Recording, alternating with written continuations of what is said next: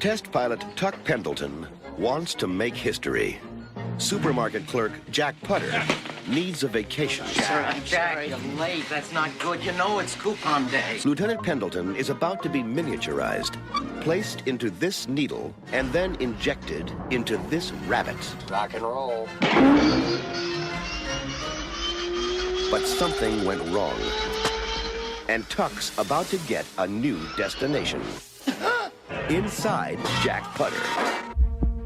I'm in a man. Hello, can you hear me? I'm possessed! Now, Jack's got twice the problems. How you doing, Jack? But he's double the man. With Tuck on his side. Kicking more accounts! In his gut. And on his case. You're not gonna bag groceries all your life, are you, Jack? And only 24 hours left for Jack to get out of danger. So that Tuck can get out of Jack. Dennis Quaid, Martin Short. Give yourself a shot of adventure. Innerspace.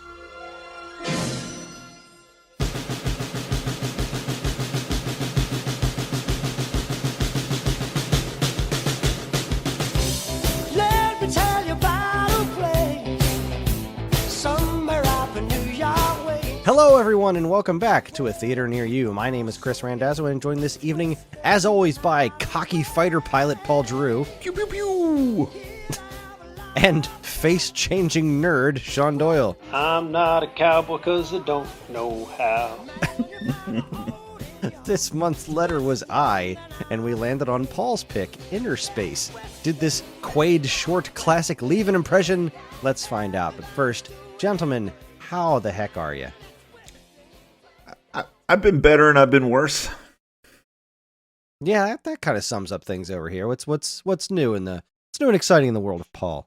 You know, it's been a crazy week because we're putting up a show.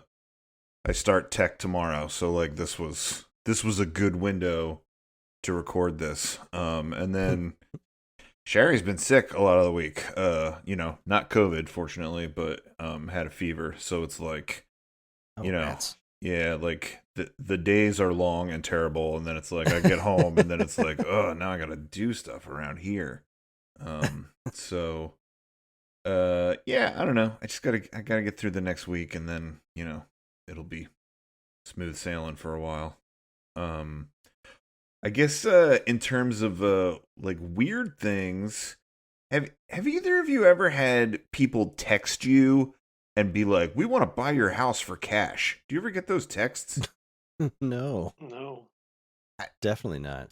It's just you, buddy. I've been getting them a lot over the last week, and I'm like, this is weird, right? Like the one today said, here, wait, let me find it. It said, "Hi there, Paul." No, it said, "Hi there. Is this Paul? I am Hake." I don't know, Haque. Just drove by. Not going to say my address on the podcast. I'll just call it 123 Fake Street. I think that was from The Simpsons. Just drove by 123 Fake Street. Would like a cash offer. Please let me know. And I didn't write back, but I kind of want to be like, that's creepy. Stop driving by my house. I don't know you. Send back a number. Maybe he really wants it. A guy yesterday called me, and he was like, "Hey, this is Chester," and I was like, "Okay," and he's like, "I'm interested in your house Chester. at 123 Fake Street. Are you selling?" And then I was like, "Chester, that's where I keep all my stuff. Where am I going to keep my stuff if I sell it?" And then I was like, "Can I keep my stuff at your house?" And he was like, "I'm going to let you go." Yeah, I don't have another house. Do you think I have like a couple of these laying around and like this is my spare that I'll sell? Just go big, man. Like, I don't know what you paid for your house or what it's worth. But just double whatever you think it's worth.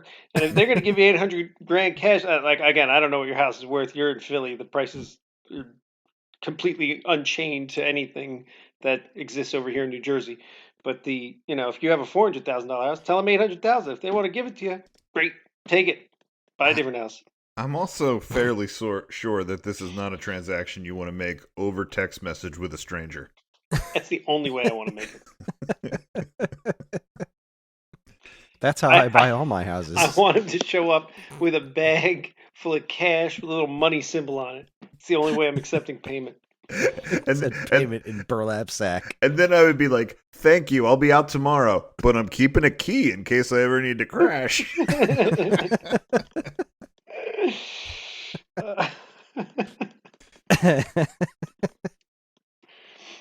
Well, that's certainly more interesting than anything that happened to me. I just laid in a puddle of pee for half an hour. Sounds like a Thursday to me. I'm sitting there reading stories to my daughter, and the whole time I'm smelling pee. Like, what stinks? I swear she peed somewhere, but then I just didn't want to I wanted to read the story so I could get down here and start the show. And then, I sat up after I finished reading the story, so I looked down and there's just this dried up piss pile. this just ring of yellow on the sheets, and I'm like, oh, son of a... All right, let's change this right now. The joys of parenting. I couldn't tell from your story if you were telling me that she wet the bed or if she was like, this potted plant has a different purpose for me today. Like, I literally didn't know where you were going with this. Yeah, no, my daughter just wet the bed and I laid in it for a while like a sucker. At least it was dry. I think that was probably the most interesting thing that happened over here this week. I started selling some of my the stuff in my game collection that I'm looking to get rid of, so that was kind of fun. I sold a couple of duplicate things online this week to some nice folks out in the middle of who the heck knows where. So some of my extra stuff's going to go to a good home. That makes me happy. That's cool. It's only duplicate stuff, right? I view your basement as a museum, and it would make me sad if you were getting rid of things that weren't duplicates. Most of it's duplicates. There are a couple of things that are just like, I can't bring myself to care about this, which is how little importance it has on the overall world. Right. There's very few things in there that aren't duplicates that I'm getting rid of. Some of it's just like, well, I literally have no more room for Sega Genesis games. I have expanded the boxed Genesis situation as far as I am willing to, and these games I just don't care about. So they're the ones that aren't going to make. There's like 5 of those, but outside of that, it's pretty much all duplicates and whatnot. So that's nice.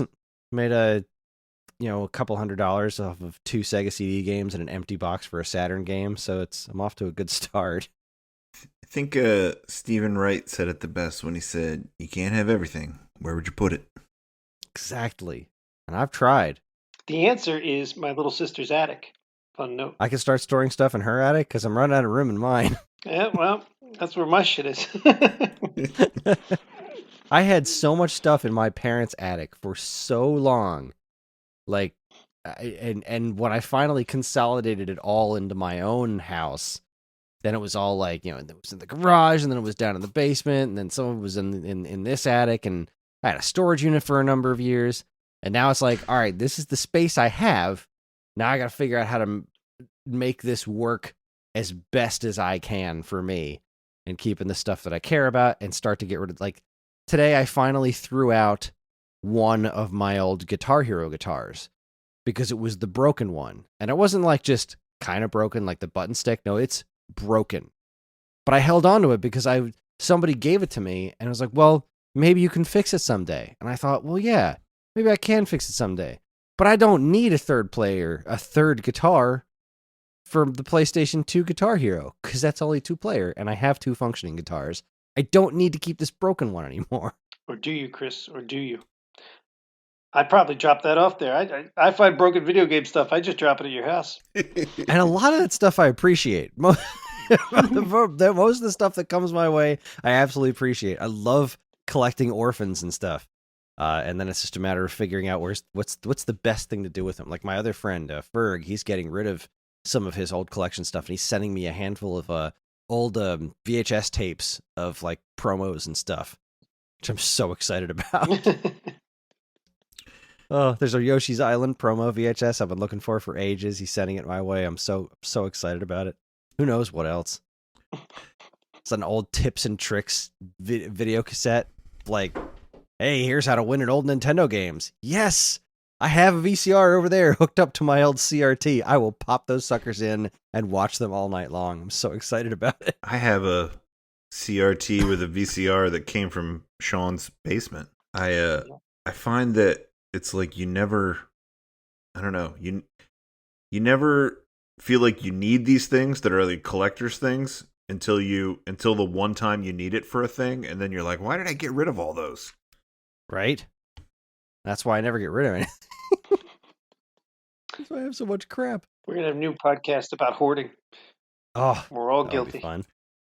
I was watching like a little bit of my old Star Wars VHS like several months ago. I was just like popped it in there just to watch the original unedited version, not like the despecialized edition or whatever. Just like on VHS to get that old nostalgic feeling. I watched like a half an hour of it. It was great. That's so funny because that's the 3 VHSs that I'm holding on to is that trilogy, and it's like it's not like I'm out there in the garage watching them, but it's like I won't get rid of it. You know, like You want to have the option to. yeah, it's weird. So speaking of Star Wars and movies, I did the nerdiest shit ever last week. So I was on vacation, sort of like secret vacation last week. I had the week off of work, and I obviously didn't go anywhere because I still had to take the kids to school in the morning, pick them up in the afternoon. But I spent all day playing video games, which was wonderful. But then I beat the one game that I set out to beat, which was Star Wars Jedi Fallen Order. And so with the next day, what I decided to do was something that I've been putting off for ages, but I finally have the ability to do it since I've gotten into a little bit more video editing, is I made my own cut of Star Wars. What the hell are you talking about? All right, so we all know the Star Wars special editions, right? The ones where we added all the ridiculous CG things in them and stuff. Yes. So like, The next line better be that you added Bender in whenever there was a lull. oh, I wish. No, I'm not that good.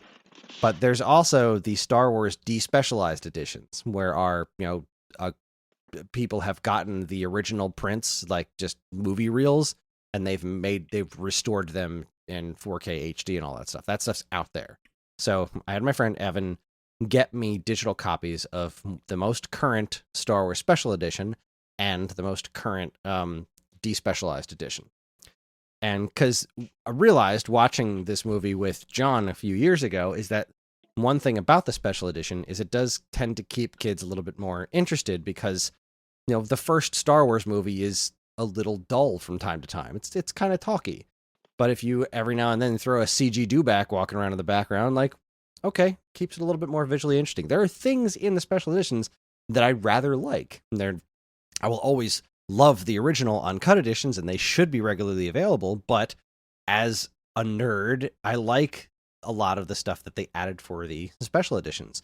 But I also hate a lot of the stuff in the special editions. So what I did was I kept the stuff I liked, and then I spliced in the original scenes for the stuff that I didn't like. And it was a really smooth watching experience. It was my turn to pick movie night for the family, and we watched my cut of Star Wars, and the kids thought it was great. Oh, can I watch your cut of Star Wars? Absolutely. I need to fix it, though. I missed one thing. I missed Obi-Wan's new scream in the beginning. I don't know if you've heard the new Disney Plus scream. Yeah, It is I know what you're talking hilarious. Yeah. Yeah, this feels like a little bit of a rabbit hole, but like I guess as long as we're here, I agree. It's unfortunate that I agree, but it's like I agree. Like not all the changes are bad. Like I want to be like, it's so different, and but like the things where it's just like trying to keep it, current and watchable looking on an HD thing, feels like the right kind of update for it. When they make an explosion bigger or remaster the sound or something like that, right? Like that doesn't change the continuity or like the work of the designers and the people that worked on it. It just makes an explosion bigger and, you know, makes a thing more watchable. Like another one that I think is a good example, right, is like at the end when they do that like medal ceremony, you know, and poor Chewbacca doesn't get a medal. Like when they when the camera goes out down that row of people, right? Like in the original, it's like a matte painting, you know, where there's a lot of extra people there, right? And then when you watch it in HD, you're like, that's a painting. Like, that is clearly a painting. You know? So, like, sure, now you have the technology, make some CG people over there, right? Like, that seems like the right thing. But then the stuff where it's like, you've literally taken out the work of a costume designer or a performer or whatever, you know, and you've put in a different thing. Like, that feels like that's the stuff that I don't like. Yeah, and like the things where you've legitimately changed what's happening. Like obviously the whole Han Solo shooting Greedo thing is absurd. It's the most ridiculous thing I've ever seen. So that scene I just left in. Or there's another scene like when they go to Mos Eisley for the first time and the camera pans out and it shows like they did this whole CG thing where you can see more of Mos Eisley and it's all alive and stuff. That's pretty neat. Except there's also this bit in there where there's this ridiculous cackling robot going, and then it gets punched in the head by another robot. I'm like, you don't need that. That's really stupid. So I cut that out. But I kept the other stuff, and it was fun to kind of figure out how to do that, how to make it line up like with the audio of like, okay, well, after I finished this one, I started working on Return of the Jedi, which is like that's the one that's got the worst shit in it. And trying to figure out the musical number in the beginning was really hard because there's that stuff they added right after the musical number where you get to see the Twilight Girl down in the Rancor pit. Mm-hmm. I think that's super cool because when they made the special editions, they got the actress who did that in the original movie to come back and shoot a new scene. I just thought that was really cool, so I wouldn't want to cut that out. But God, that Jedi Rocks musical number is one of the worst things I've ever seen in any movie ever. And like, so switching back to Lapti Nek is like, man, this is way better. It's still kind of awful though. I'm just not enough of a Star Wars nerd. I remember that in like, I'm going to say 99, 2000, 2001, they re-released the 3 movies to the theater and they added a bunch of scenes. Is that what you're talking about? That is what I'm talking about. Yeah. All right. They added some cool CG stuff. They reinserted the most famous one's the deleted scene with Jabba the Hutt. Right. Yeah. With Han Solo talking to him. Yeah. Well, yeah. You know, and that edition of it is actually the one I wish that you could. That's the one I wish was the mainstream thing because that's like that is the thing where they made the explosions bigger. They remastered. Like they mainly did updates so it looked good for a more current audience. And like, yeah, I guess there was a lot of stuff where George Lucas was like, throw in a dinosaur farting on a robot, but like most of it is make it look better. And then in each one they put an additional scene. Sometimes not needed, but whatever. But I remember then after that it was like then they started throwing Hayden Christensen in the old ones, they did some other wacky shit that was like, oh boy, like some of it I was very thankful for, like when they went back and had Ian McDermott record that scene as the Emperor, because I remember that confusing the crap out of me as a kid. First time I remember seeing it, that was the first time you see the Emperor when he's talking to Vader in that one room, and then he shows up in the next movie and he doesn't look anything like that weird bulbous dude in a hood. Yeah, with the big creepy eyes and whatnot. Yeah, like he looked like a weird baboon face dude. Yeah. I remember turning to my parents and being like, who's that? They're like, that's the Emperor. I'm like, no, it's not. So that was cool that they did that. I don't know what they've changed since then. I remember watching at least the first one in the theater when they released it. And I remember being like, and maybe I'm not enough of a Star Wars nerd. Like I watched all the movies. I know all the basic stuff. I enjoyed them a lot. I love them. But not like you guys love them, but they're great movies. I remember watching it in the theater and thinking, oh, yeah, there's a little scene there. Yeah, they added a dinosaur. I don't know. None of it offended me. I was just like, yeah, all right. he cleaned it up, bigger explosions. Sounds good. I don't know. Yeah, I walked out happy. There really wasn't a lot in, especially the first one, that I thought was like just flat out bad. Like there's this one scene in the Mos Eisley thing where, for reasons I still can't figure out, just a big dinosaur walks in front of the camera. They added a CG dinosaur, like you just see its torso walking inches away from the camera. It's not covering up any kind of mistake. There's like a little yellow droid that rolls by, and like, why is this here? This is horrible.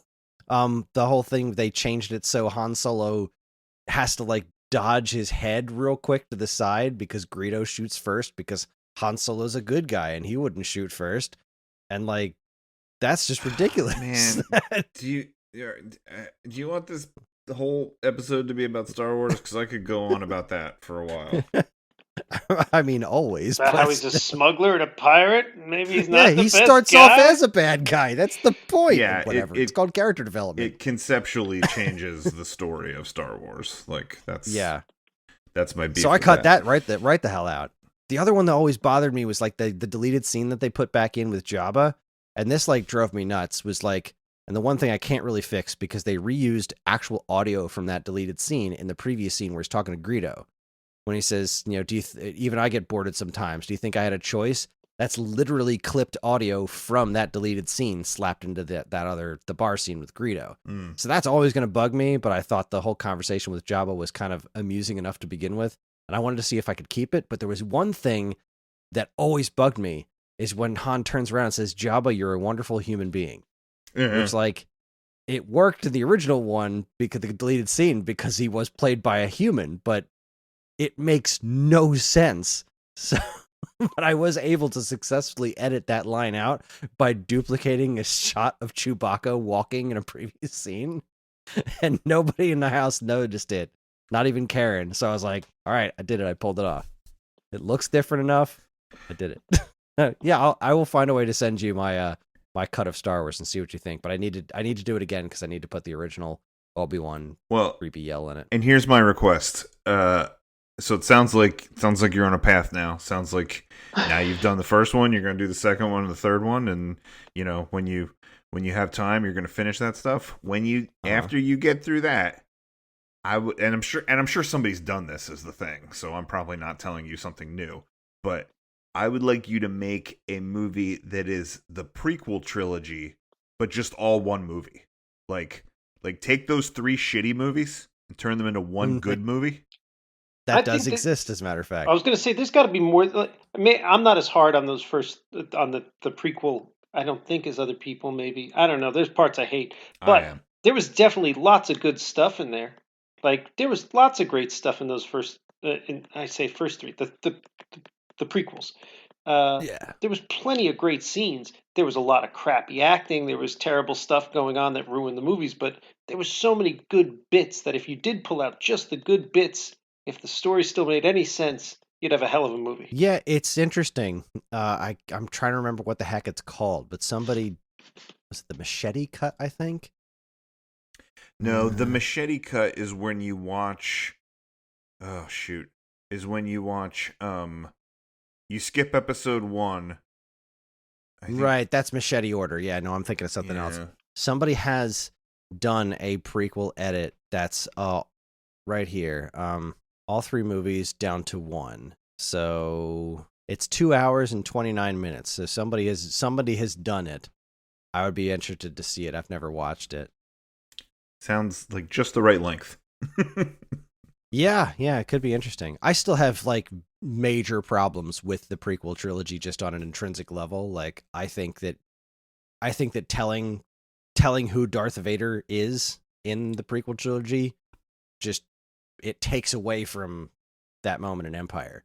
If you were going to tell this story of the that they did in the prequels, they should have kept the Anakin's actual fall to Vader a somewhat mystery, and then explained that actual, if you really wanted to go into the moment where he turns into Darth Vader, make that a separate thing that you watch later, like Rogue One. Mm-hmm. Because if you start from 1 and you go straight through, by the time you get to 5, that whole him revealing that he's Anakin Skywalker, it loses most of its meaning. So, Anyway, I could talk Star Wars forever. As Paul and I know very well that we've talked Star Wars for hours. But we're here to talk about something else. Anything? Sean, how are you? Yeah, We how's haven't heard Sean from you. doing? How's Sean doing? Sean's doing all right. It was a lot of work this week. I got a chance to play some Scythe over the weekend. I haven't played that game in like a year because fuck pandemic. And I don't mean fuck pandemic the board game. Love pandemic the board game. I mean fuck the real world pandemic. Yes, Uh, indeed. and Scythe was kind of I mean it's if you haven't played it, imagine Risk and Catan had a complicated baby with Russian robots. Uh, and it kind of I love it and I missed it and it was great. And with all the crap that's happening with this like impending Russian war coming, I was like, this just fits nicely with what's going on in my brain hole. So that was nice. That was the highlight of my week, probably. I think I tried to play that Settlers of Catan game once, and I felt like it was wildly complicated. And by the time someone finished explaining the rules to me, I was like, "And the first one to flip the table over wins." It's just my go-to when it's a complicated game. Yeah, well, if you got that, mix that with Risk and then complicate it. That's Scythe. Yeah, that's all I got. Right? Yeah. Okay. Sure. Well, I guess we should start talking about this movie, huh? Yeah, Seems fitting. That's why we're here. you know. It is. It is. All right, let's do it then. Let's talk about Innerspace. All right, let's see. Innerspace was released on July 1st, 1987, and was distributed by Amblin Entertainment. That was the day I was born. I don't think that's true. Day and year. Not 1987. Yeah, absolutely. 87. Keep going, Chris. Sorry. You actually had me doing math for a second, questioning, like, wait a second. That can't be true. Anyway, it was distributed by Amblin Entertainment. It was directed by Joe Dante, whose previous credits include whose other credits, not previous, include oh shit, where'd it go? I wrote the wrong thing. There it is. There they are. Gremlins 1 and 2, Looney Tunes Back in Action, and Amazon Women on the Moon. Ooh. The movie stars Dennis Quaid, Martin Short, Meg Ryan, and Kevin McCarthy, among others. It tells the story of an arrogant hotshot pilot who volunteered for a miniaturization project that somehow results in him accidentally getting injected into an average man on the street following some sort of violent corporate sabotage and other assorted hijinks. I forgot to ask for this one from my Nefarious Means friend, so I wound up just renting this from iTunes for $3, and I enjoyed a glass of chocolate milk and an Oreo cookie while I watched it. It must be cookies. Must be the theme of this because I too rented it on iTunes. I too had cookies and milk, but I had Girl Scout cookies. Oh, nice. What kind? So we have a friend that was selling them, and we got the peanut butter patties for me. We got the Samoans, which I'm pretty sure that's not what they're called. I think now they're called I don't know, caramel something or other, caramel delights maybe. We got some of those for Sherry, and then we got like the new kind, which like the new kind was good. But yeah, we got like a box of a couple boxes. So I've been eating those like they're going out of style. So I've been eating Girl Scout cookies like they're going out of style too. I just got my shipment in. And the new ones, there was 2 new ones. One of them was amazing and the other one was all right. Fun note, just so you understand a little bit better about how this works. There's 2 different bakeries that make Girl Scout cookies. And while some of the recipes are identical, some of them are not. And depending on what bakery is supplying your supplier, that determines whether you get Samoans or Caramel Delights, which those 2 cookies taste the same, in my opinion. I can't taste the difference there. But then it also makes a difference. One makes peanut butter patties, the other one makes tagalongs, and there is a slight difference in them. And the Thin Mints, though they have the same name, are very different from in my opinion, because they're my favorite one. I can clearly taste the difference, blindfolded Pepsi challenge, no problem, between the more northern bakery and the more southern bakery. And however New Jersey's positioned, depending on who in New Jersey is giving you your cookies, we can get both. A little bit north, a little bit south, you get different cookies. And Interesting. there was one other big difference, but I don't remember what it was now. There's one other cookie that's totally different. The Might- lemonades are pretty good. I forgot about those. I was going to say it might be the lemon ones because I don't order them a lot. I only got a box of peanut butter patties. The new ones, Adventurefuls? Yes, Adventurefuls. That was the new one. Indulgent brownie-inspired cookies with caramel-flavored creme and a hint of sea salt. My goodness. Oh, I love- yes. Yep, we got those. Yeah. Hmm. They're all right. They're no Thin Mint, but Yeah. I thoroughly enjoyed them. Sean, why do you know all this about the Girl Scout cookies? I don't like, oh, here's a Girl Scout, let me buy a box of cookies. Like, I have them delivered, cases of them, like, because I know they're only available for a limited time. So, like, I have a few different cousins who have kids who are Girl Scouts, and it's like, what's their goal? They need to sell 30 more boxes. All right, I got that covered. I'll make another call to one of the other ones, finish off their goal too. Like, it's not. Let me get a box. No. Especially the Thin Mints. The Thin Mints, there's no way there's not crack in the Thin Mints. Like, just crack. Because I will open that. I'm not a huge guy. I don't eat a ton of food. I'll go a whole day. I'll forget to eat an entire day, 24 hours. Just won't think to eat.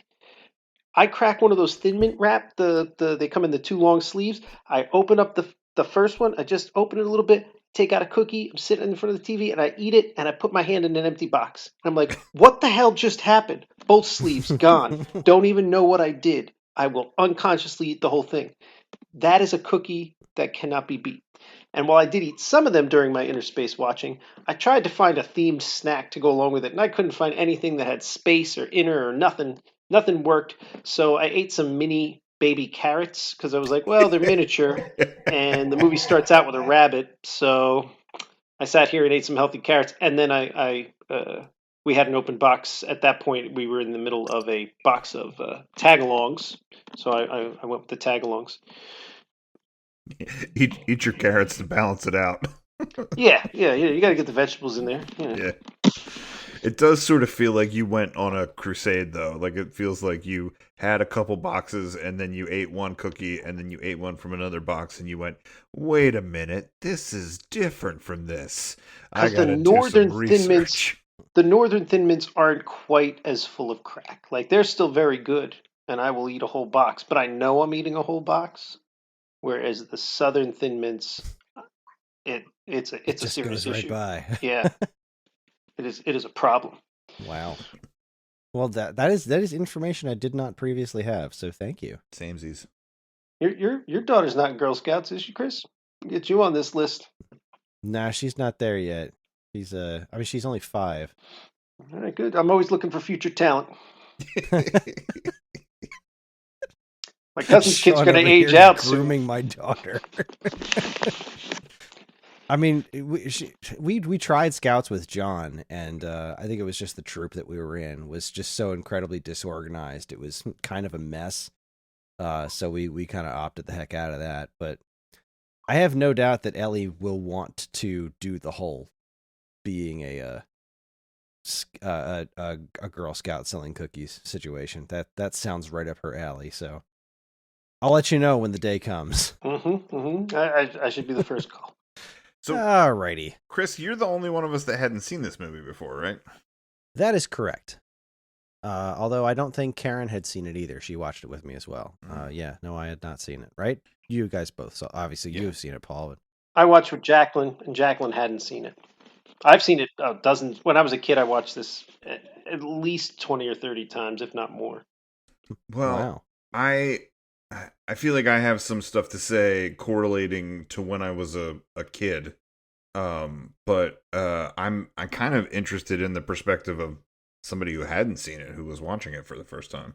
Okay. I wasn't nuts about it. I was a little bit more on board at first, but kind of by the end of it, I really it wasn't really doing it for me. I didn't think it was particularly funny.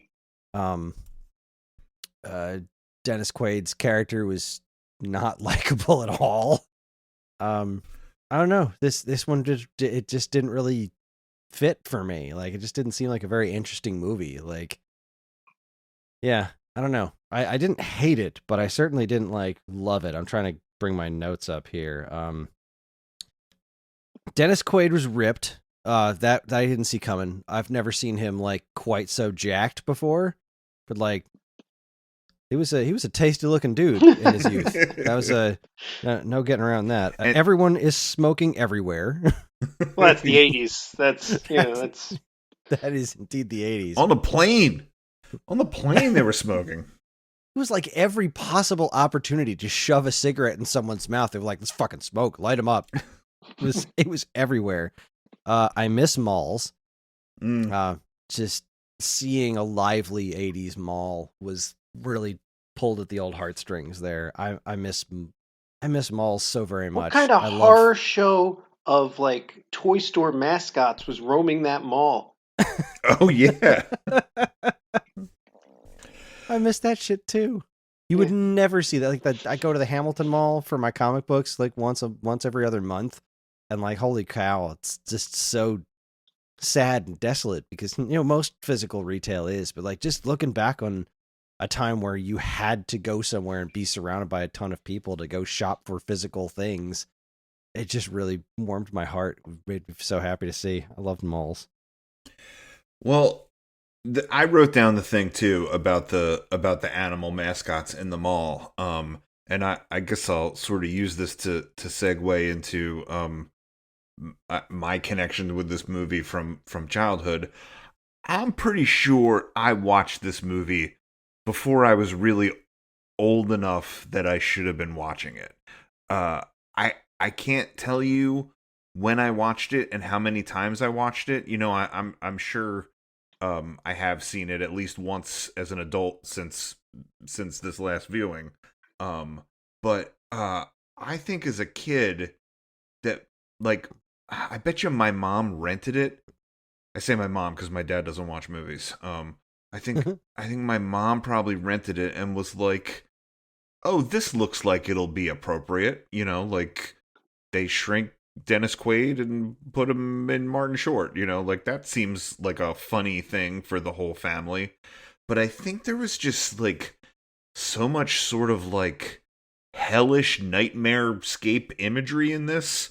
Those animals in the mall, the dude with the finger gun, the woman in his dream that like lights up the cigarette with the little gun. Like there was a lot of, and I think also just like all the stuff that happens inside his body, right? Like I was gonna say, you're leaving out the dissolved Russian cosmonaut. Yeah, like ripping through his veins and going through his bloodstream. It's kind of like every time he wanted to escape somewhere, he zapped a hole in the wall. I'm thinking, isn't that going to cause some real damage? Yeah, it was kind of like Magic School Bus from hell. Like it was like Magic School Bus, but all the like realistic awfulness that would go through really being in somebody's body. So I think. I think sometimes when I think about that, I have just like a lot of disconnected, disturbing images from this movie, and then I think it took another viewing to sort of like put that aside and then to be able to like appreciate the like, funny, the funny, well-made stuff about this movie, the performances and things like that.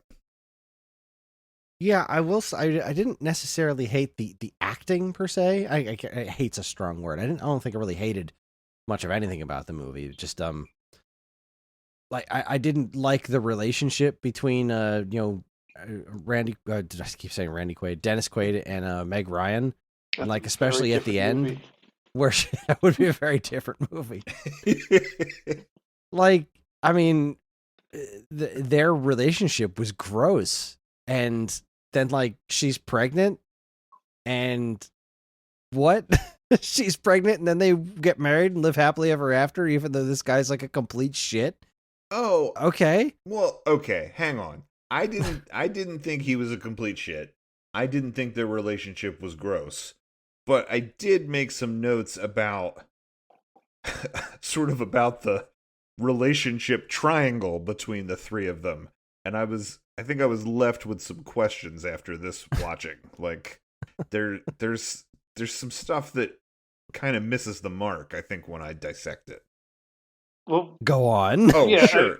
we Because I mean I'm right there with you. I didn't like any of the Martin Short relationship with her, and like she kind of reciprocated a bit, but then she's like, I'm gonna marry Dennis Quaid, even though he's kind of a shit to me, and but I'm carrying his baby, so we're gonna get married, and Martin Short's just gonna be there, and he's gonna be fine with it. So I guess my impression was this. Like, I didn't really think Dennis Quaid was a shit. I mean, honestly, I thought he was kind of a smooth operator. Like, I mean, yes, he's completely drunk at the beginning of the movie, which also I gotta say, I really was into the way this movie just friggin' started. Like, like this movie wasn't like, hey, let's introduce the idea of this shrinking technology, or let's do this, or like it literally started with like a drunken brawl at a Air Force pilot like dinner or something, Mm-hmm.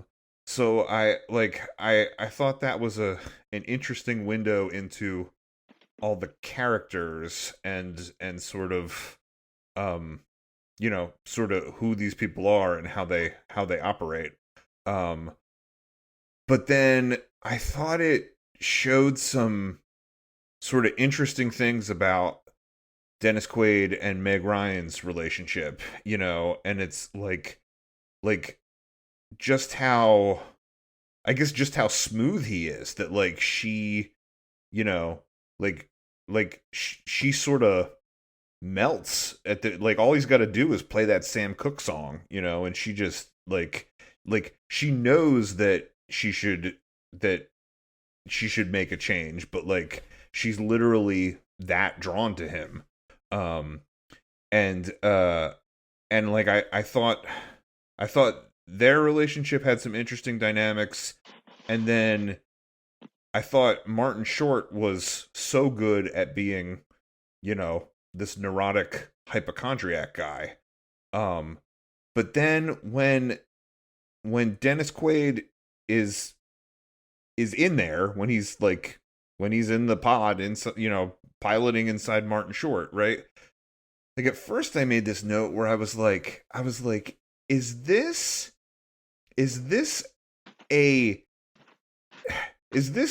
some sort of look at a gay relationship that we're not, like, that's not being spelled out this way on screen? Like, is this like, I've heard the Venom movies being described as like the best disguised like gay relationship on screen, like that. I mean, even if you watch that second one, like Venom's like, fine, I quit, and he goes to the club, and he's like, I had to get away from Eddie, and all the people are like, yeah, you go, boy, like, you don't need him, like it was sort of some more overt stuff in this last Venom movie.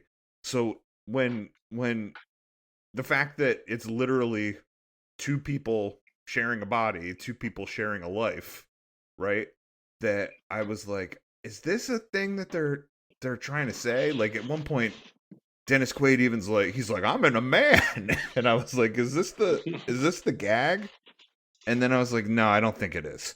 And then they really, I think, did do justice to the idea of like Dennis Quaid helps Martin Short overcome these problems. I think he even says, like, there's that whole bit at the end where he's like, Tuck will give me the power of 10 men, and then he realizes that he did it on his own. So I was like, all right, that's well defined, right?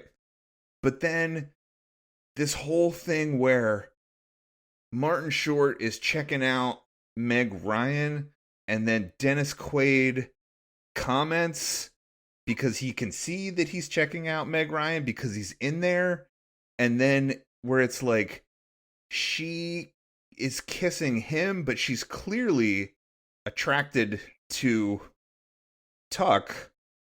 Like, that's that's been made real clear.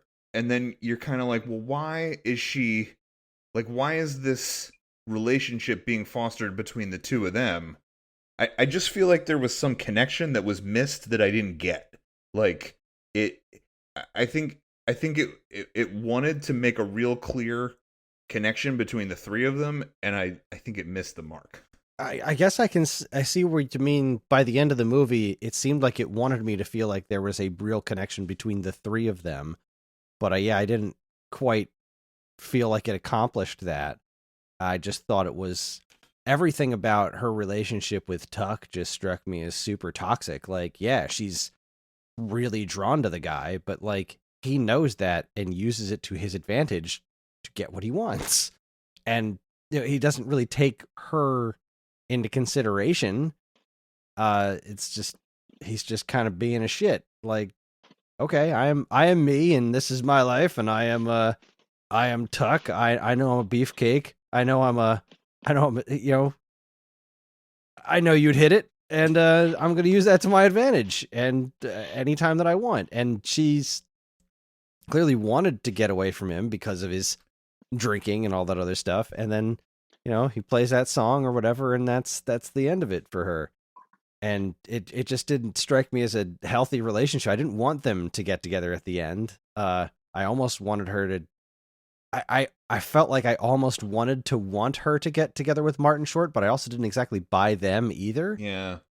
So Meg Ryan loves Tuck so much that she loves even the bits of him that she sees coming through Martin Short, right?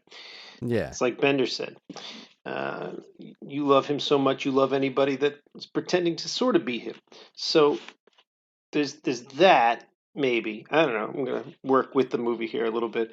And then the other thing I was going to say in regard to that is, so I think that we were supposed to see, and I'm not saying it was super well done. I think we were supposed to see like a character development or come to Jesus moment in Quaid's character throughout his journey through Martin Short, because there's times where you see him stressed, fearing for his life, looking at her, realizing like what he's done, and then he even has the sense to at one point he makes the line about that day it wasn't my toe that was broken, it was my heart or whatever. At least it kind of felt like he gets it, right? So I think we were supposed to see that happen. And then as far as the Martin Short, I agree with what Paul said earlier. I think they did do a good job on making you feel Martin Short's growth through it, and it was clearly his growth was clearly a result of his interaction with these two people, and the adventure, as it were, because he has that moment at the end where he tells off the crazy chick, and he quits his job and does something else. I don't know. Tells the doctor he tells the doctor he's cured. He tells the coworker he would never date her, and he tells the boss, who was the guy from the Burbs and the Illinois Nazi in Blues Brothers, that he quits. You realize the girl that was his girlfriend was the wife of the neighbor who had the military stuff in the Burbs. That Bruce Dern played?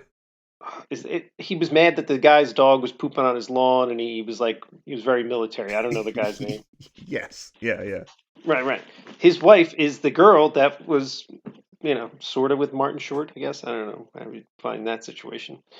So, real quick, my overall view. We kind of, you guys kind of already hit your overall views. Part of it's nostalgia. I watched this a lot when I was a kid. I really liked it when I was a kid. In retrospect, I can see the difference between this movie. So I don't think it's amazing upon rewatch. I don't think I've rewatched it since I was a kid. It's been at least 15, 20 years since I've seen this movie, if not more. But I still remembered a lot of it because I'd seen it so many times. I can see the difference in that many of the other movies we watched in high rotation because we had them on VHS, me and my sisters or other friends will still quote to this day, whereas this is not a movie that gets quoted or referenced on a regular basis. So it's not a Big Trouble Little China. It's not a Planes, Trains, Automobiles. It's not one of these other movies that was both good on whatever child level I enjoyed them on, but then remained good and brought me into rewatching all throughout my young adulthood and now adulthood or whatever.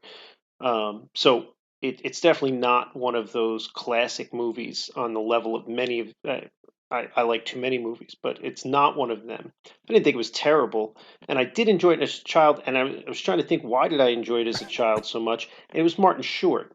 I think I enjoyed just about every Martin Short movie, and he does a very good Martin Short in this. There's lots of scenes with him dancing, holding the hand of the robot. It almost looked like Ed Grimley style, uh, Martin Short movements. There's him making the funny faces when he's switching. So like as far as like a showcase for Martin Short, um, you know, if that's all they were trying to do, they effectively did it. And then they wrapped a cohesive, a coherent movie around it. And you had the couple funny things with like the bad guys or whatever. Um, so I don't think it was terrible. Um, it was more enjoyable when I was a child. And I didn't realize it was Spielberg. Am I crazy? Did you say it was Spielberg? I saw his name in the credits in the beginning, but when I was looking up everything today, it's listed as being directed by Joe Dante. I think that Spielberg produced it. Oh, I remember seeing his name in the beginning, and Karen and I are looking at it like, this was after E.T.? Like, this is not on the level of Spielberg stuff that's good. And I'm not going to say, like, again, I didn't hate it, but I totally agree with what Sean's saying. This isn't really even like Gremlins or anything like that. This just doesn't seem like it's of that caliber, because so much of it seemed like it wanted us to be so much more impressed with stuff like, well, he's inside the body and this is kind of neat, but like I kind of stopped caring about that premise after not that long. And it just didn't land. It just didn't land for me. I think I agree with most of what Sean said. I'm glad that you said it first, Sean. Like, yeah, because I guess a lot of times I do, and then you're like, damn it. Yeah, I mean, I liked it overall. I think mainly because of nostalgic factor, and and that Martin Short's like physical comedy is just effortless in this. Like, I think that's the memorable thing about it. But yeah, watching it again, like I wasn't really engaged the whole time. Like by the end of it, I was kind of like, all right, is this over yet? Like it's not a bad movie, but it's not as amazing as I remember it. Do you know what else I think we forget sometimes? And I'm gonna put the year at 92. I think so. Like when I grew up, my dad would show me like old sci-fi movies or whatever. When I say old, I mean like black and white into like early color. And there wasn't a lot of great science fiction options. I mean, and I know we could name a bunch of great science fiction movies. Planet of the Apes was a great movie. It's my favorite science fiction movie. So that there were some options, but it wasn't like today where there's a gajillion movies that you can watch. And I feel like it was like 92 where special effects just stopped being a problem.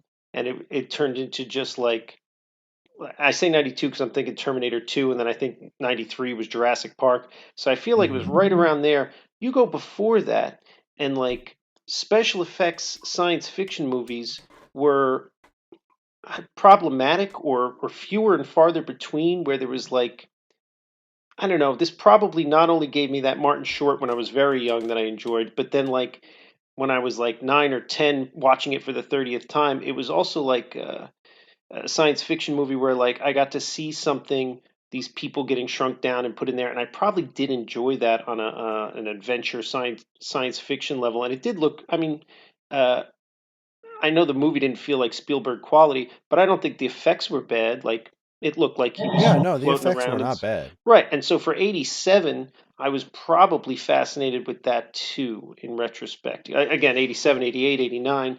I'm 7, 8, 9 years old, whatever it is at that time, and we haven't hit that special effects boom that I feel really took off in the early 90s, and then it was just like, at this point, second-rate Netflix movies have the ability to put whatever they can imagine on the screen. So that didn't exist then, Yeah, I definitely agree that the visual effects were pretty solid, especially considering the movie's vintage.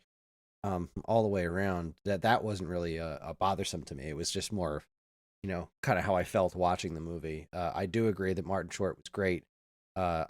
He's definitely fun to watch. I did think the face swapping thing was a bridge too far. That was like, at that point, I was like, I don't know what you're doing here. This seems like a different movie at this point. This is you had my suspension of disbelief at the whole shrinking the tiny thing in there and just not flying out of his ass at any particular point. I don't know why he didn't just fucking leave. Like, why did they need to get back there to get him out of there? There's like, oh, we got to get back because I'm going to run out of air and I'm going to die because I'm stuck inside your body. I need to find a way to get out of your body. It's like, okay, but then he kisses what's-her-face and he just goes from one to the next. Clearly he could leave whenever the hell he wanted to. Well, I don't think it mattered where he really was, whose body he was in, or if he was just, if he flew out and was just flying around in the air. I think he was better off being in Martin Short because he could communicate and at least get where he was going. The thing that the thing that kept the plot driven forward was that they needed to get that other chip, which that is weird that you would take one chip to shrink a person and two to enlarge them. But the whole concept of that chip was the whole thing that the plot was based on. Yeah, but like wasn't the whole thing like he needed to get out of Martin Short because he couldn't breathe in there? Yeah. Like he was running out of air. So if Martin Short just spit him into his hand and then he opens up the windows, he can breathe the oxygen that's outside of Martin Short's body. Like he'd be fine in a jar. They addressed it, and they did address it. They heard your concern, Kris. And they threw some science words at it that didn't make any sense. Because at the one point he goes, "Well, that's the I don't remember what he was. He was like a consultant or something. He was the one that scooped him up off the floor when he got in the fight in the beginning. His friend, not a friend. That guy said, okay, well, it's no problem. Just have him, drive up to Martin Short's lungs and open the hatch and he'll get all the air he needs. We'll get him out of there whenever we get him out of there. No big deal. And the guy was like, no, if he opens the hatch, there'll be explosive decompression, which doesn't make any sense because... What the hell are you talking about? He's going to open the hatch anyway, right? You're just going to make it big and he's going to open the hatch? Like the oxygen molecules, you didn't shrink them, right? Like it didn't make a lot of sense, but they heard your concern. I thought the decompression thing was related to him being inside of Martin Short. Like it was underwater or something. Like when you go into a submarine and then you go down into the ocean, you open up the door, there's going to be some crazy decompression because like air pressure is a big difference when you're totally submerged in something. So that's where I connected that. It's like, all right, so the problem is that he's effectively in liquid and he's super tiny, so the pressure would kill him. So just get him into the air, like outside of a body, because if he's in the lungs, there's going to be all this air pressure going around from the air going in and out of the lungs. Just get out of the body and put him in a mason jar, and then he can just crack the windows and breathe or something. I don't know. They went with reasons. They went with so the movie can happen. Right. They went with reasons, and they dressed it up with sciencey words. I mean, hey, it's not. They put 2 seconds worth of writing effort into bridging that gap. I think it probably really just started out as a showcase for Martin Short. They were like, "What else can we put him in? We'll stick him over here." He's funny. That's what it seemed like to me, was this like vehicle. Certain things seemed like, all right, we're going to get Martin Short to do things, and that's fine. They would dress up a movie and let this comedic actor do their shtick in as many situations as we can get them in. It was just when they started doing the face swapping scene where I just lost it. Like, you have lost me. I will suspend all of my disbelief. Which was extra crazy when you think about the fact that it probably was a Martin Short vehicle, because then you had a different actor pretending to be Martin Short. Yeah. Yeah, the cowboy who was like the doctor on Star Trek Voyager. It's like, that's where I know this guy from. The doctor on Star Trek. I didn't put that together until you said it, but you're right. That's who that was. Do you want to know something? I met the cowboy. Really? Yeah, he was in a show that we did at the theater I worked at a long time ago when I was at the Prince. He was in a show. It was like about Philly. It was about I don't remember, but he was in it. His name's Robert Picardo. Did you ask him to sign your Innerspace poster? Because that would I be mean, badass. I didn't. It's not like we were chummy. I mean, I remember him, and then I remember being like, oh, he's been in stuff. Like it's cool. He's the real deal. He's the real deal. You know what's funny? I didn't think that the face swapping stuff was too much. You mentioned how it's a Martin Short vehicle, and it's like let's get him to do a shtick in as many scenes as possible. I thought, like, sometimes when that's the case, it's like they just start inserting weird things in a movie so that you can have a scene where he does this, you can have a scene where he does that. I felt like this movie was pretty natural. Like, I felt like the flow was really good, and that, like, there was some really funny bits. I liked the thing in the doctor's, when he's in the waiting room of the doctor's office and he's responding to Tuck's voice for the first time, like that sort of comedy routine with the two people on the couch, I thought was so funny. The bit with the friggin' robot arm, how that robot arm had to do that weird choreographed movement before it got the chip, and then, like, by the end of the movie, people are like, we don't have time for this. Like I thought there was some funny stuff with that, where, like, Martin Short was, like, acting alongside the robot arm. The one that felt really out of place and stupid to me was when they had the like high speed chase with the freezer truck, and he's like hanging out of the freezer truck, and cars are whizzing past. Like, that was the one that felt really stupid to me. Yeah, that was also pretty gratuitous. Because it doesn't even play to Martin Short's strengths. Like, no, it was just like, all right, here's action sequence. yeah, What can we do for an action sequence? yeah. Let's have some dude hanging out of the back of a truck. That was weird. The scene, yeah, no, it had him jumping up and yelling, "I'm possessed." That scene on the couch, that was a funny scene. I mean, it's Martin Short, and you gave him a little space, and he does his thing, and I love him. I think he's great. So yeah, it had funny scenes. I don't think it was a bad movie, but I can certainly see the caliber of difference between that and, like you said, a Gremlins or some other movie of that era that does permeate my brain on a regular basis. Flash. We've talked a lot about Martin Short. We've talked less about the other two. I wanted to respond to something Kris said a while ago, where you just said that you felt like Dennis Quaid was a total shit the whole movie. I think that maybe the reason I didn't have that perspective on it was because the only window into their relationship was the first scene. He and Meg Ryan's relationship was the first scene, and then they split up, and then the whole adventure happened.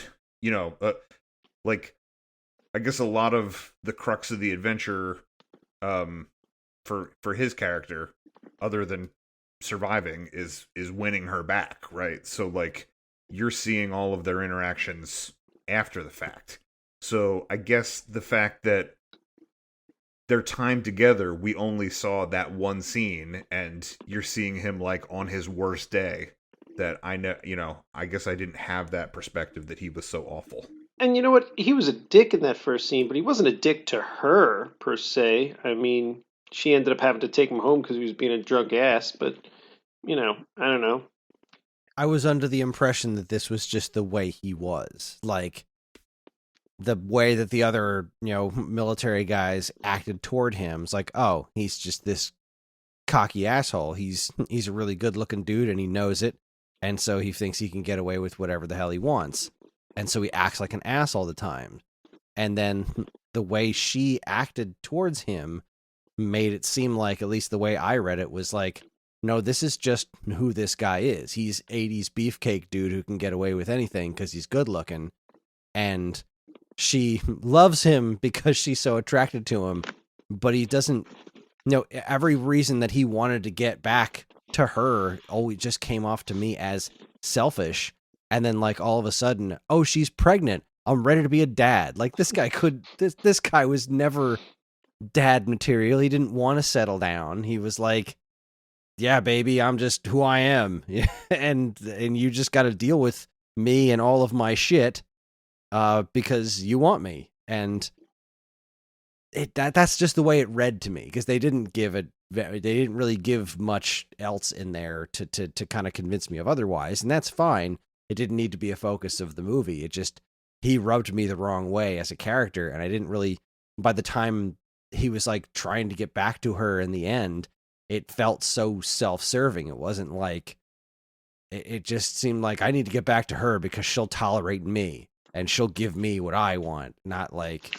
So I agree with what you're saying about the beginning. I think he was supposed to be an ass in general. Again, I didn't see him be mean to her in any specific way. But no, I think you're right. I think he was supposed to be an ass.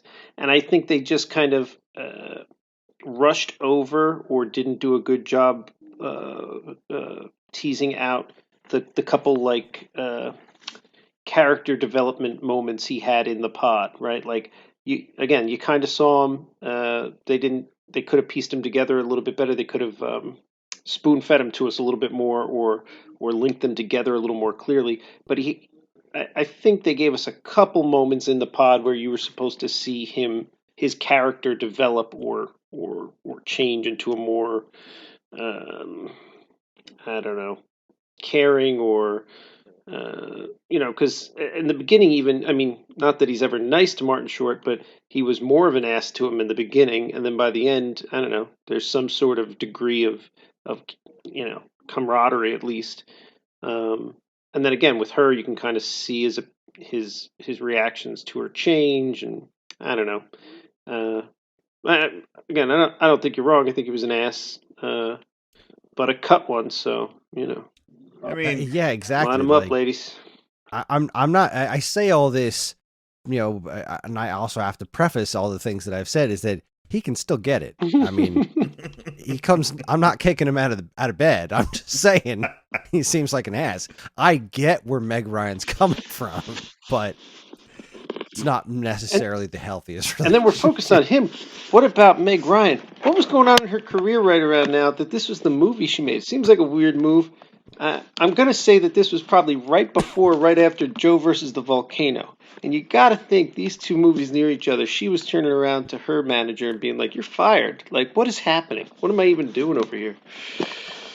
I'm pretty sure they just pointed her towards, Randy Quaid's abs and be like, not Randy, but Dennis Quaid's Quaid. Abs and be like. No, Randy Quaid's abs. And she went in the other direction, right through the arms of Dennis. Here are your options right now. We got this Randy Quaid movie, or we got this Dennis Quaid movie. Which Quaid do you want? I'll take that one. I mean, I would imagine that she did this movie because it seemed like a pretty obvious paycheck. Like, this is a science fiction-y looking thing. There's not a lot like it right now. And Martin Short and Dennis Quaid's abs and like surefire paycheck. And Spielberg's name is stamped on it. So yeah, exactly. That seems to me like not the kind of movie you'd want to turn down. That's true. In the 80s, if somebody said Spielberg, I guess everybody was just like, yes, I will do that. You guys could be right about Dennis Quaid. Maybe it should ring more alarm bells to me that he literally had a liquor bottle hidden in every nook and cranny of that apartment. I mean, maybe that should be more telling about his personality. Also, like, it is what it is. What was up with that apartment? Like, he had like robot arms and like rabbits and like a weird column of ivy and a giant fish. Like, yeah, the company let him take home a lot of seemingly sensitive equipment. I don't think you bring lab rabbits home. I think that probably messes up, whatever test you're doing, and then the robot arm. I'll bet you that was expensive. Seemed weird to Yeah, have there in did his house. seem to be a lot of working from home for this top secret project that he wasn't allowed to Right. talk about. And parts of the job that don't concern him. I understand he's the test pilot. He's not involved in the rabbit's care. Those things don't overlap, right? That doesn't make any sense. Oh, Ugh. so not related to the movie, but sort of related to the movie. I just don't want to forget it. It's popped back up into my head like 3 times. You said the guy that directed this, whose name I've already forgotten, he also directed Amazon Women on the Moon. Uh-huh. I forgot all about that movie. If you've never seen that, that's one I haven't seen since I was much younger. Several times. I think that was a Steve Gutenberg vehicle, right? Like it was Gutenberg and like that was the one that just kept like jumping channels, right? Like it was. Yes. I don't remember. It would show Yeah, you like it's- I'm not sure if I've even seen that It's one. it's essentially like sketch comedy. right. And but like it's literally like you're watching TV and the channel keeps changing, I think. Oh, Yep. yeah, I did see this one. Yeah, I remember renting this one. And I think maybe it's the cause of all ADD ever. Like that's where it started. Because I feel like that's how my brain works now. It's just like, yep, channel change. All right. But yeah, I don't know. That just when he said that, it jumped out at me. I was like, oh, I forgot all about that movie. Wild. Well, I don't know. I'm just about out of things Yeah. to say about this one. It's fine. I don't think anyone needs to run out and watch it. If you find yourself in a room with it, you won't cry. I guess a couple other notes that I had was I don't know, like maybe this goes along with some of the nostalgia stuff that we were talking about, but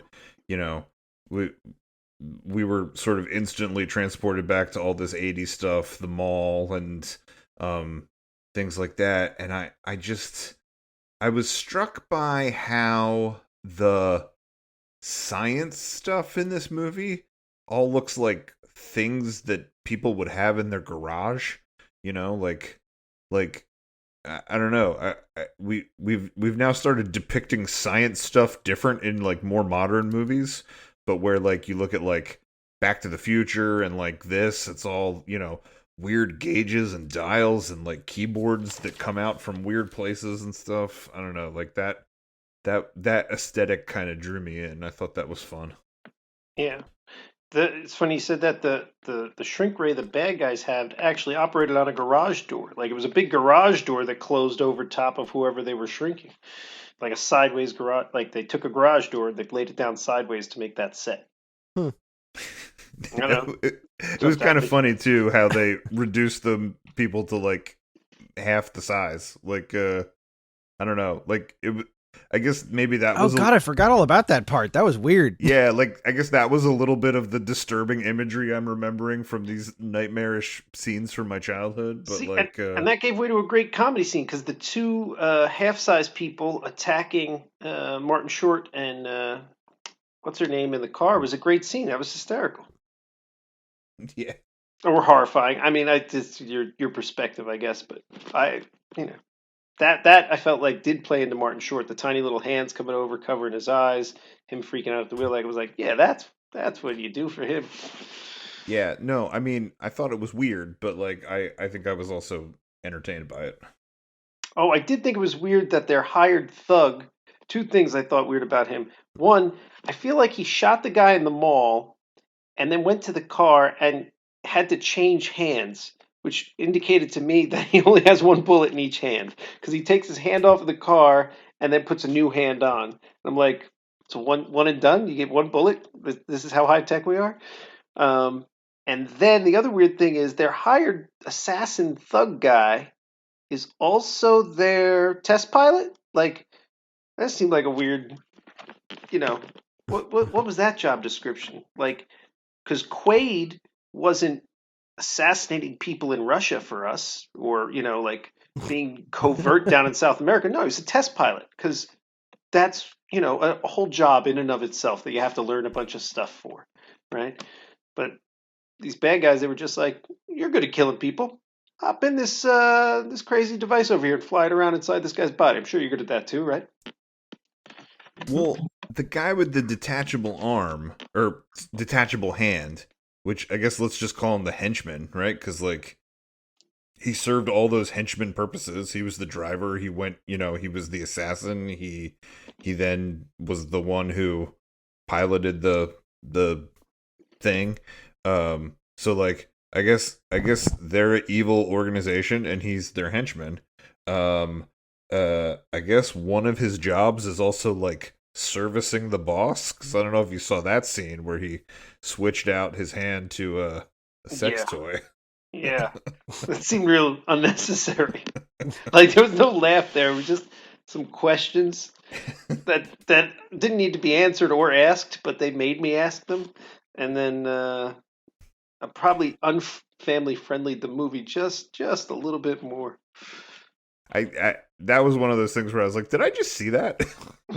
All right, well that was fun. I'm still glad that I've seen it. This is an 80s Martin Short movie that I have never heard of before. This was an experience that I hadn't had before. So I don't have a lot of Dennis Quaid experience outside of like Dragonheart. So this was an interesting different role for him.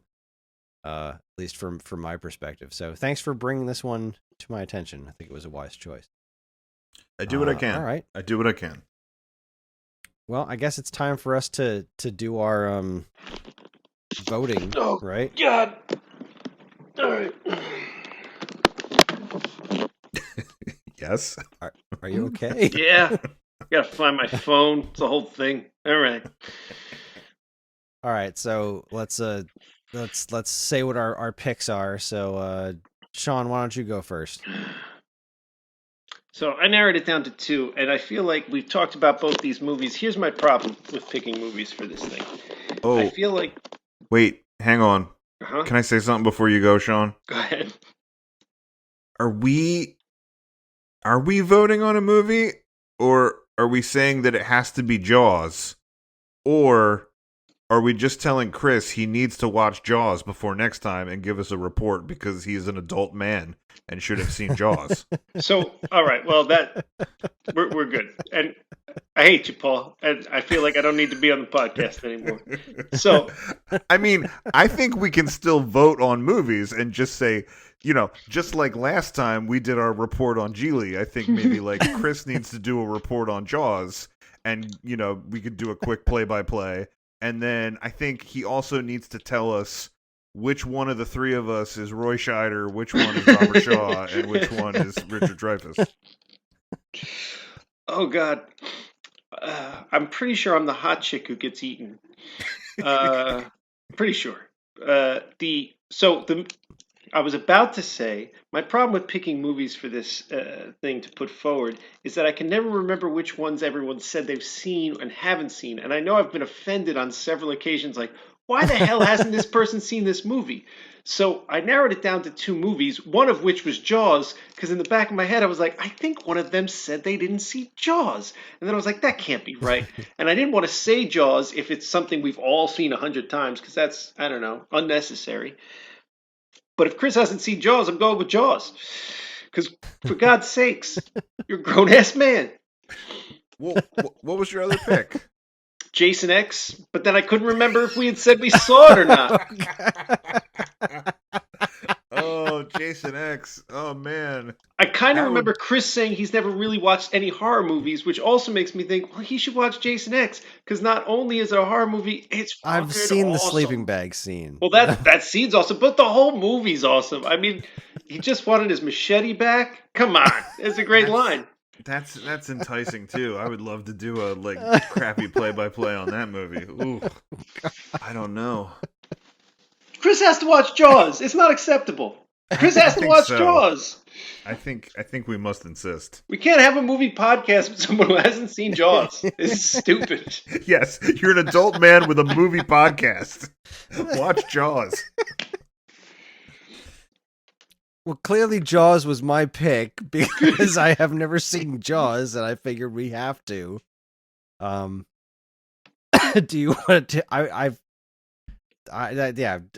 Jaws is my pick. Oh, okay. The only other J movie I could think of was Jumanji. I haven't seen that in forever, but Paul. Paul. Let's really screw him over. You put forward Jaws 4, and I'll vote for you. And we'll just make him watch Jaws 4, having never seen Jaws 1, and then he can go through his life with that hanging over his head.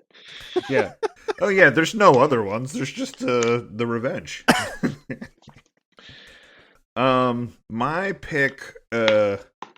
Well, I mean, yeah. I guess based on this whole conversation, obviously, I was gonna say, is it Jaws, or are we also putting forth a pick? But I guess if I'm gonna put forth a pick as well, my pick was gonna be Johnny Dangerously, which is a pre-Beetlejuice era Michael Keaton movie where he's like a wise guy gangster. Yeah, I remember that. It's been a long time. I remember. Yeah, I've definitely seen it in the last 20 years, but I don't remember it so much. So it would be an interesting watch. Yeah. Well, what do you guys think? Should we just watch Jaws, and do you guys want to do a vote? What do you think, Sean? I don't know. I'll watch 2 movies because it's a month in between these things. I don't mind watching 2 movies, but I'm watching Jaws, and Kris is watching Jaws, and that's the end of that. If you want to tack on other homework, that's fine by me. But by God, he's got to watch Jaws. My vote is to do Jaws. It's such a piece of movie history. I feel like just doing a play-by-play as opposed to having a full conversation about it seems silly. It's fine by me. I can talk about Jaws. Again, it's one of the 2 best, in my opinion, the 2 best movies ever made are Jaws and Shawshank Redemption. Not my favorites, best ever made. Should we do Jaws as an episode, but Sean and I will do a play-by-play of Jason X? Oh, yeah. But Kris will read the play-by-play, just Geely style. Yeah. All right. See, then I'm totally into that. Then you're not saddled with extra homework, Kris. Okay. All right. All right. If anything, I will try to watch the second Jaws movie too, if I can fit more than one movie in. But, yeah. Let's Jaws be clear. It's a pretty steep decline after the first one. So correct me. That's what I've heard. Correct me if I'm wrong, Sean. But I mean, we won't talk about who lives and who dies in the movie, but the Roy Scheider was the only one that came back and did the second movie. So then like that movie was kind of about him, and then I feel like he stopped after that, but then like somehow the sharks were always tied to his family. It's like they moved down to Florida, and it's like, oh, there's sharks. His wife has got to fight sharks, and right, like wasn't that kind of the bit with those things? I think you described the bit for number 3. Look, I think I only saw 2 and 3 like maybe once or twice each a long time ago. And then number 4, if I'm not mistaken, was the 3D one. But I think Roy Scheider was in the 3D one too. I think you're right. He wasn't in 3, and for some reason the sharks were chasing his daughter, wife, aunt, whatever. Dennis Quaid was in the third one. I really don't remember the third one at all. But then the fourth one, who did it have? Like Louis Gossett Jr. and I think Roy Scheider, and they were fighting the shark in 3D, and you got to wear glasses when you watched it. So who cares? All right, I will also try to watch more than one of them. All right, I'll give it a go. Try to talk Jacqueline into doing a whole day of Jaws movies. I don't know how many there's. I know there was at least 4. There's just 4 as far as I know. And stop then. According to Wikipedia, there were 4 of them. And in July 2018, Steven Spielberg expressed interest in a Jaws prequel film focusing on the 1945 sinking of the USS Indianapolis, featuring a younger version of Robert Shaw's Quint in a supporting capacity. In May 2020, Shaw's grandson, Farida Shaw, expressed interest in potentially portraying the young Quint in the future, should the film ever be produced. But that was the last of it. Oh my God. I would love to watch a prequel just about Quint. That would be amazing. I would watch that. And I think in Jaws 2 or 3 or 4, wasn't one of them like the mom of Jaws? One of them was the mom of Jaws. Like they kill Jaws, and Jaws' mom comes to town, and she's pissed that they killed her baby. That is amazing. Like that, I'm pretty sure I nailed it. That's the plot of either 2 or 3 or 4.